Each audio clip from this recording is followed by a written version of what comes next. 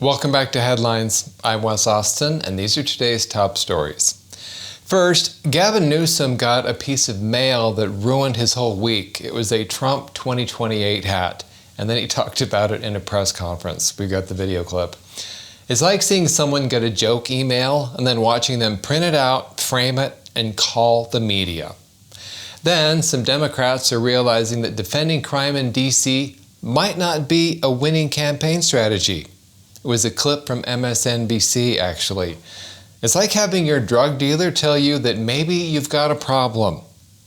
And next, Al Sharpton gave a glowing introduction to Congresswoman Jasmine Campbell instead of Crockett. Al's name slip was the best thing he's done for conservatives since endorsing every losing Democrat in the past 20 years. And finally, Alec Baldwin thinks that Trump's crime crackdown could lead to federalizing the NFL and NBA, and he warned us against authoritarian overreach. Alec, there's an authoritarian regime that you need to worry about, and her name is Hilaria. And then we go to the comment section. We first have a few funny comments that I wanted to share, and then we're going to talk about the chain of command segment we did. Someone had commented that DC Mayor Bowser, she was the one who turned down 10,000 National Guard troops from President Trump on January 6th. So we're going to look at that. Okay, let's dive in.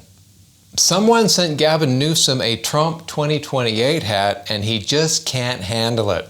He hasn't been this triggered since the French Laundry ran out of Chardonnay. Newsom held a rally to promote California's response to redistricting in Texas, and at that rally he talked to the press about President Trump. I said in a moment ago, wake up, America, wake up. You will not have a country if he rigs this election. You will have a president who will be running for a third term. Mark my word. I wasn't exaggerating when I said that I received in the mail a Trump 2028 hat from one of his biggest supporters. These guys are not screwing around. That is what peak trolling looks like, folks. Whoever sent that hat didn't just troll him, they practically waterboarded the governor of California for $19.99 plus shipping. If a free hat rattles him this much, wait until he gets a t-shirt. Some Democrats are realizing that defending crime might not be the best strategy. I guess crime is good isn't testing well with focus groups. As President Trump deploys the National Guard in Washington, D.C. to reduce crime, most Democrats are firmly against it, trying to use crime data to argue against trying to make D.C. safer. Democrats are literally pulling out spreadsheets to explain why you should be okay with getting carjacked. But even some of the hosts on MSNBC are recognizing that they're in essence defending the indefensible. You can't keep saying violent crime is down, but the murder rate's up. You don't brag about a rising murder rate. And the Democrats are, I agree with you, Mika, they're falling into the trap of defending what's indefensible. It's a trap. Yes, it's a trap. I mean, if it's not a winner politically to say, oh, you're wrong, look at the data. When MSNBC thinks you've gone too far, that's like being told by the DMV that you're bad at paperwork.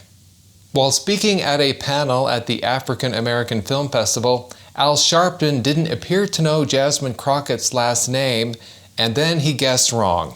He called her Jasmine Campbell. Is when I was 17, I was youth director for Shirley Chisholm's campaign for president. I lived to see Shirley Chisholm morph into Barbara Jordan, morph into Maxine Waters, morph into Ayanna Pressley, and Jasmine Campbell.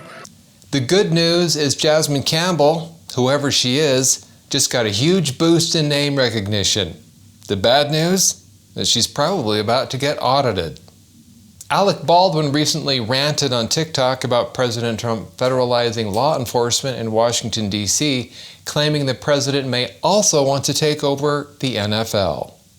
What's going to happen next? Is Trump going to federalize the New York City Police Department? What's after that? Chicago, L.A., Miami, Boston, and on and on. What's after that? The NFL? The NBA, you're going to federalize them and take them over? Baldwin's worried that Trump might federalize the NFL. Well, at least when Trump takes aim at something, he doesn't accidentally hit the camera crew. And now we go to the comment section. First, we're going to look at a few comments that just kind of made me chuckle. So the first one is on Trump challenging Jasmine Crockett to take an IQ test. Do you remember that one? So this comment was from Carl Doherty, 5837. Crockett's still trying to figure out which test to take first, the I test or the Q test. I just, Carl, thanks, that made me laugh. Okay, and then this one is on the segment we did about Dean Cain and John Leguizamo, where John Leguizamo kind of had a little tantrum about Dean Cain helping ICE. So this is from Michael Nelson 8883. Leguizamo's pronouns should be less drugs. I thought that was good. Okay, and then on the segment we did about the chain of command, where the DC police chief, somebody said, what about the chain of command? And she was like, what do you mean? I mean, I swear she almost said, like, I don't speak Latin. I mean, she really was confused by what chain of command meant. So this is a comment from William McDermott, 2056. Chain of command? Yes, I have one of those for my dog. I just thought that was good. Okay, and then on to the more substantive comment. This was made on that same segment. This is from Frenchie Q4ZN. That probably means something if I say, okay, anyway. They said, Bowser is the same mayor who turned down President Trump's offer of 10,000 National Guard troops for January 6th. So I wanted to look at that a little bit to just confirm that because that's been out there in the media. Some people saying yes, some people saying no. And so I wanted to look to see what we could really find on this. So this is from the Federalist. Exclusive Liz Cheney, January 6th committee suppressed exonerating evidence of Trump's push for National Guard. This looks like this was an article from March of 2024. There's Liz and Dick. Okay, former Representative Liz Cheney's, did I say Liv? Her name's Liz. Liz Cheney's January 6th committee suppressed evidence that President Donald Trump pushed for 10,000 National Guard troops to protect the nation's capital, a previously hidden transcript obtained by the Federalist shows.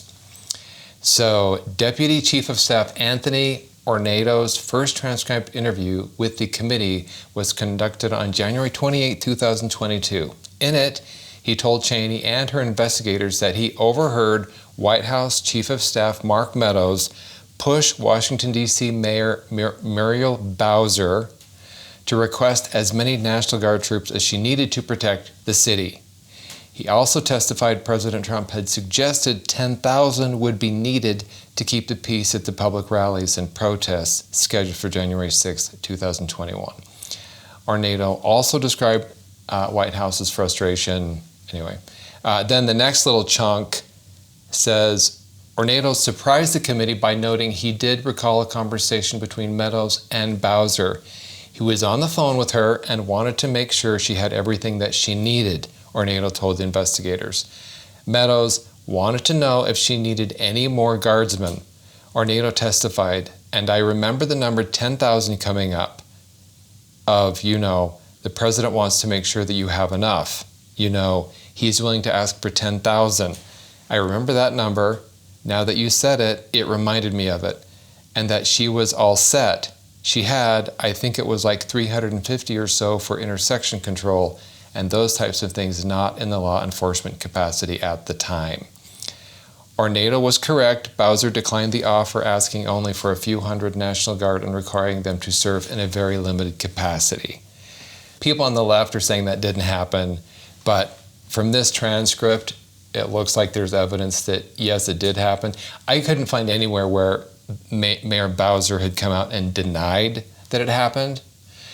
But as we know right now, President Trump, he's federalizing the police force and putting National Guard troops in D.C.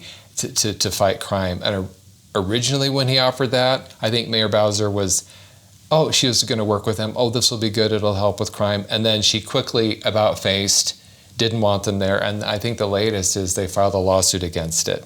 So She seems to have a track record for not wanting more troops there in D.C. because I guess we like it when crime is rampant. We like everyone to get mugged, not just most people. Anyway, so thank you for your comment on that. Thanks for watching Headlines, and thank you everyone for sharing my clips and videos with your friends and family. I really do appreciate it. I'm Wes Austin. Good night.